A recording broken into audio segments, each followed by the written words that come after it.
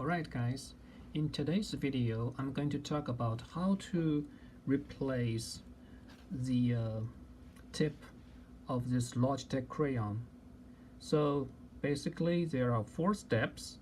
Step number 1, you need to pull this red tip cover out. Okay, pull, be careful. Yep, you pull this out and then you unscrew the old tip. Okay, here is your new tip. You screw this on, then you put the tip cover back. It's that simple.